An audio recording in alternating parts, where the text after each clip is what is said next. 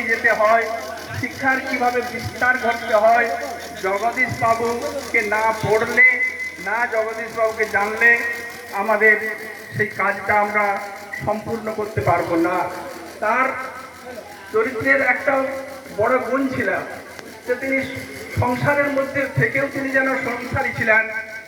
ঠিক যেমন আমরা মহর্ষি দেবেন্দ্রনাথ ঠাকুরকে বলি যে তিনি সংসারের মধ্যে থেকেও তিনি সন্ন্যাসী ছিলেন, সেই রকম তিনি তার পরিবার, তার আত্মীয় স্বজন সকলের স্মৃতিচারণ থেকে একটা কথাই ভেসে উঠল, তিনি সকলের প্রতি তার দায়িত্ব পালন করেছেন, তথা সামাজিক দায়িত্ব, কর্তব্য এবং নিজের যে মতাদর্শ, সেই মতাদর্শকে প্রতিষ্ঠিত করবার জন্য তিনি কোনো সময় বিরক্ত বা হতেন না।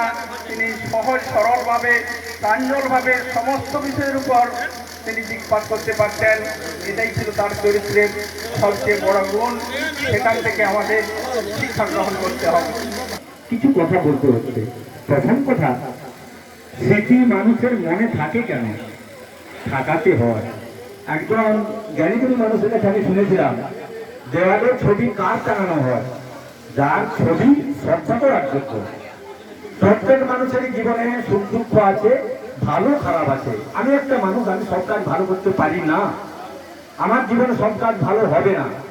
কারণ মানুষ কর্মের গাছ, লোভের গাছ, হিংসার গাছ।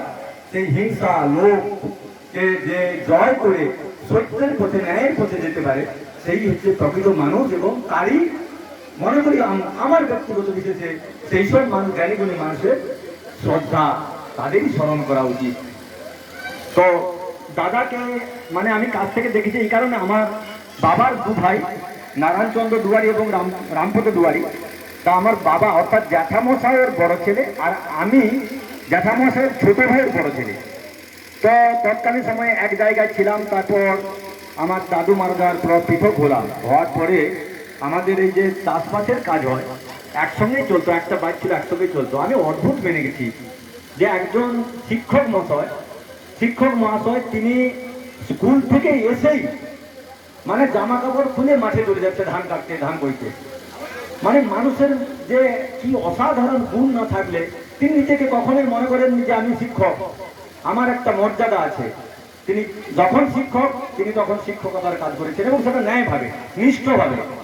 বর্তমান যুগে নীতিনিষ্ঠ মানুষের সংখ্যা খুব কম। চাকরি করতে হয় করে, তারা শিক্ষকতা করতে হয় করেন, কিন্তু প্রকৃতপক্ষে একজন ছেলেকে শিক্ষক হিসাবে একজন ছাত্রকে কিভাবে মানুষ করতে হবে তার প্রকৃত উদাহরণ আমরা অন্তত বড়দার কাছ থেকে পেয়েছি।